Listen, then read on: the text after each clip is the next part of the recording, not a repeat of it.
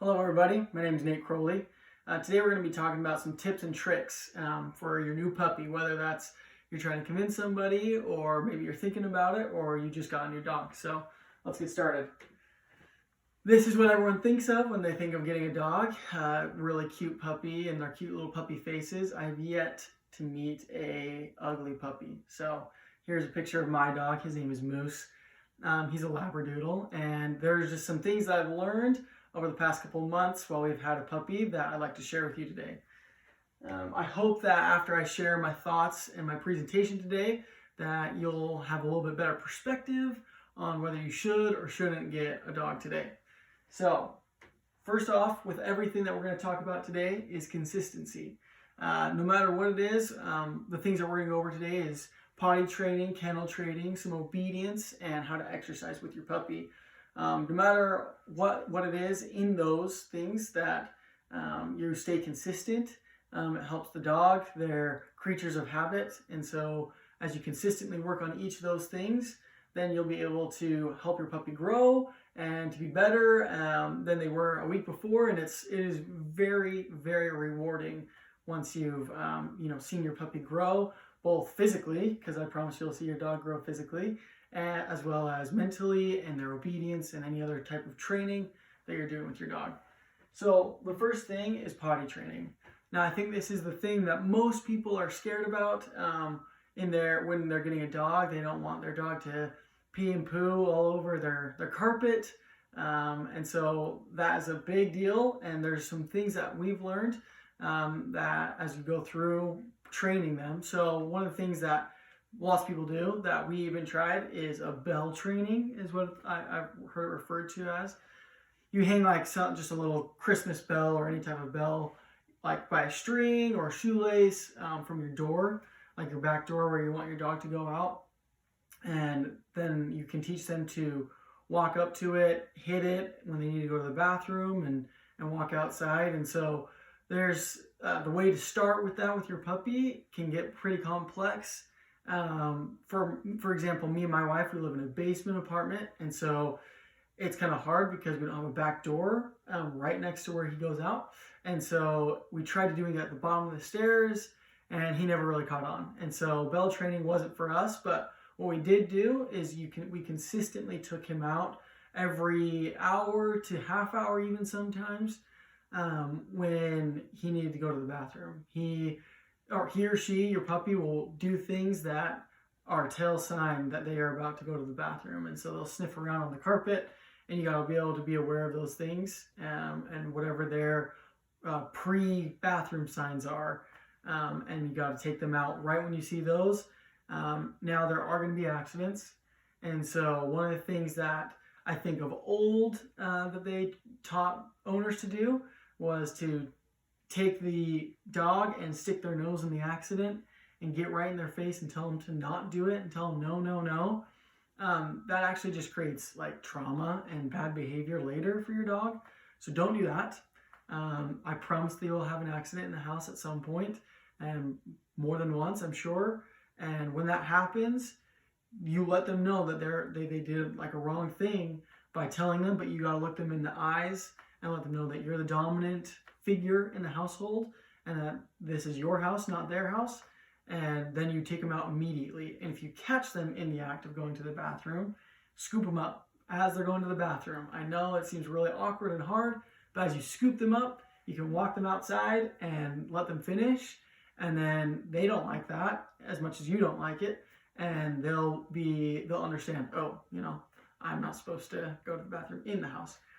And then another thing that a lot of owners do that's helpful for you as the owner is teaching them to go to a specific spot in your yard.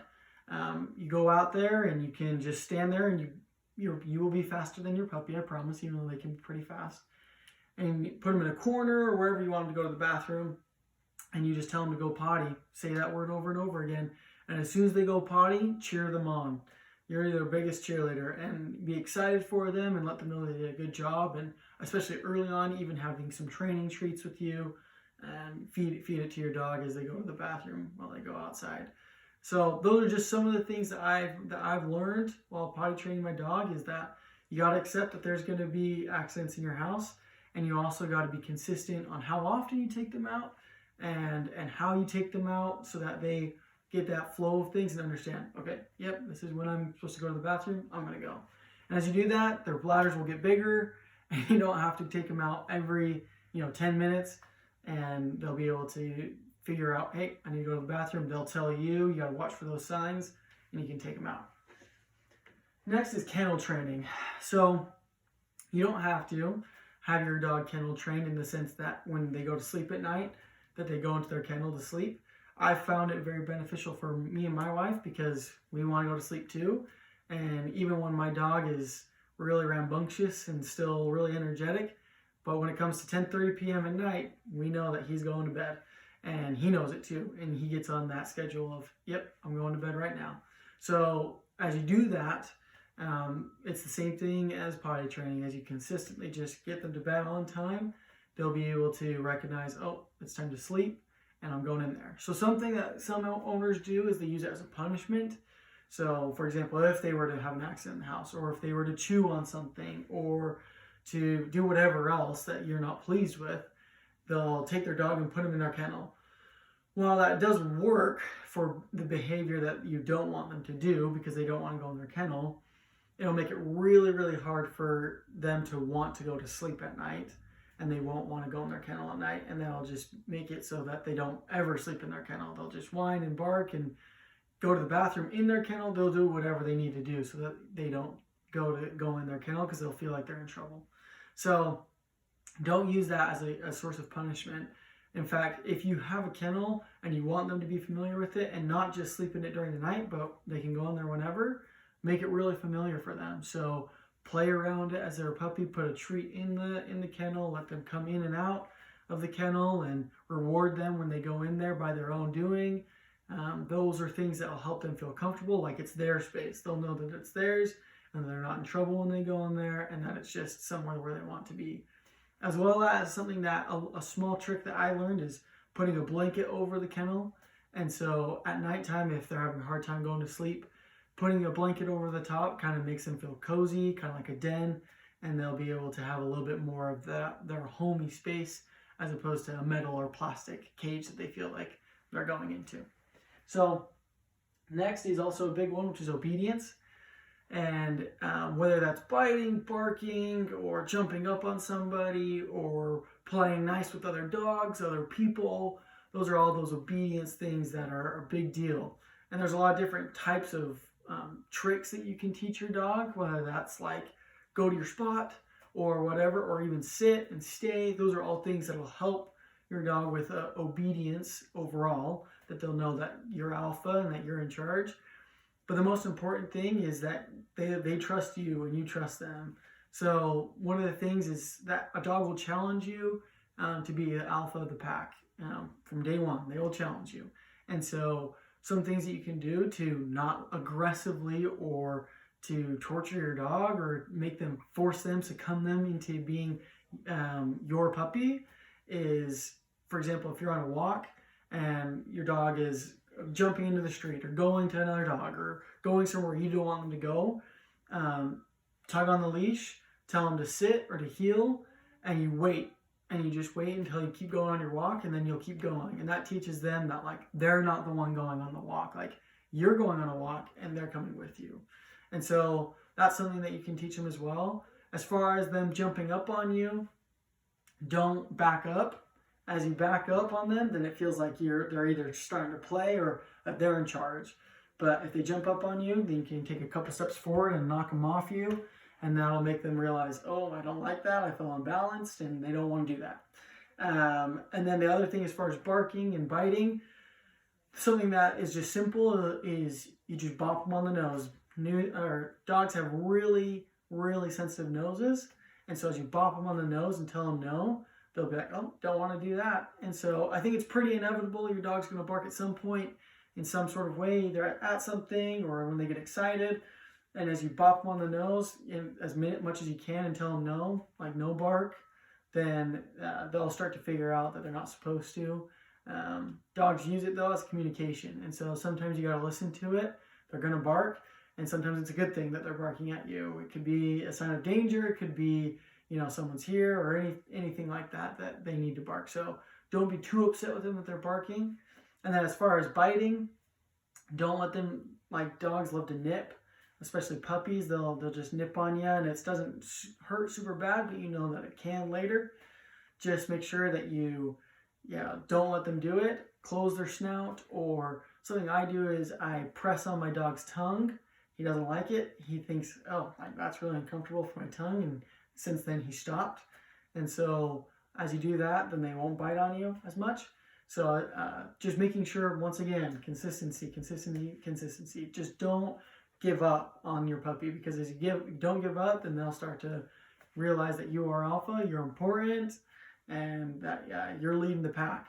And then they'll have respect for you, and you'll have a lot more success with obedience, as well as along with all those training things like going to your spot, telling them to sit, stay, lay down, all the simple tricks that you do with them early on. And then lastly, exercise. So the biggest thing is know your dog, and a huge part of that is know their breed and what their breed tends to do. What you do with a pug is going to be vastly different what you do with a border collie. And so you got to know what their limits are, what they need daily, and then you also got to know when they're playing and versus when they're exercising. Sometimes those can collaborate and work together and be a two-way, two birds with one stone type of a thing. You can go play with them and they'll get a good exercise and they'll be done. But the problem with that is that when you want to exercise, for example, go on a run with your dog, then they think they're playing. And then it's really difficult to go on a run when your dog's, playing with you or another dog or your other dog or whatever. And it's really hard. So you got to help them distinguish the two. So for example, I take my dog about on a 3-mile run every day. That's because he's a Labradoodle, and he doesn't have an excessive amount of energy, but he definitely has energy. And his obedience gets a lot better after a run. He's pretty jumpy and pretty restless. Tends to chew on things more or need to be entertained when we haven't taken him out and gone on some sort of exercise. But afterwards, he's great. He's a big cuddle bug, and he'll come up and snuggle with you, and his obedience is so much better. And then he's much less likely to just think or tell us that he needs to go outside when he really doesn't need to go outside, and all those different types of things. So, like I said, you got to know your dog, know their limits. And then that's something else that for me, like, I know how fast my dog can run, and so I try to push him, and we're trying to get faster and faster because he's growing up. He's not quite fully grown yet, but as soon as he's fully grown, I will be able to understand and really know. For example, we're running a 9-minute mile time, and I know that when he's fully grown, we'll probably be able to be going 8-minute miles. But right now, I know that he's got shorter legs. He's not quite there yet, and so just know your dog's limits. And like I said, that is a huge part of your breed. Whatever kind of dog you get, they'll have different levels of exercise. One other huge success me and my wife have found with our dog is taking him to a dog park, and this is great. This helps them get familiar with other dogs, make sure your dog has all of its shots and is up to date on all that. But as they go out and play with the dogs, they will get a great exercise. But that's a good example of playing and getting an exercise. They don't see that as exercise, they just see that as having a good time. But I promise afterwards, your dog will be hammered and very tired, and in most cases that's a good thing. Rarely do you not want your dog to be tired, especially as a puppy. It's a good way to get them a release. They'll be healthy, their heart will be doing well, they'll have good cardiovascular system, and they'll just be a happy dog at the end of it all. So you gotta ask yourself, do you really want a puppy? I hope some of the things that, for those that are really, really wanting a puppy or just got a puppy, that these are some things that have helped you, get some new ideas, help you understand what it really takes to have a new dog. Some of the pros is that they're fun, and I love having a new responsibility, and it's good for me and my wife to be thinking about something else. It's a good practice for kids. We don't have kids yet, and we really enjoy that aspect of it. We love having something love us just as much as we love it, if not more. And I love getting exercise. Like, I love going out and having a good time with my dog, and being able to have a companion do things, like those are all really, really great things. Things I don't like. I don't like my dog chewing through cords. He's kind of expensive. That's the most expensive thing that we've spent on him, is things that he's broken. Luckily, he's not a big chewer, but you know, there's things that he's gonna break in the future, I'm sure. And that's just something you have to accept. Cleaning up his doo-doo, whether that's inside or outside, that is not a fun job to do. You know, that's not fun. And there's also times when I'm not feeling super motivated to go on a walk, or go on a run, or go to the park. And you gotta kind of have to do those things. And so sometimes that's not the greatest thing. But overall, it is, for me, I love it. I think everyone should get some sort of a pet. And I love dogs. I think they're the best pet. I think they're a little bit more high maintenance than a cat, for example. But I think that having a dog who really loves you and gives attention to you is something that's really, really rewarding. I will say that there was nothing more rewarding than having my dog that was on that picture. He was such a small puppy, and I was telling him to sit and to stay, and hearing him respond to his name was super rewarding. And it just gives a little extra spice to my life, and something that's a little bit more exciting that I can think about, and to be honest, has made me feel like my life is a little bit more well balanced. And that's something I really love. I love having a dog for that reason.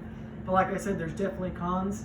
You'll definitely need to recognize that you're not going to get a lot of sleep, especially early on. They can't hold their bladder for more than 4 hours probably, and so you have to get up at 2 in the morning to take your dog out. And for us, it was winter, and that's hard. So you got to realize that there are some big cons ahead of you. As well as, if you're lazy, your dog will be lazy. And that's not entirely a bad thing. There's definitely dog breeds that are kind of meant to do that. But just realize that if your dog's not meant to do that, then the tendency to chew on things and to have bad behavior increases a lot. And so there's definitely some cons, but I would definitely suggest and promote getting a dog, because it's made my life better, and I love having a dog. Dogs are the best. So thank you.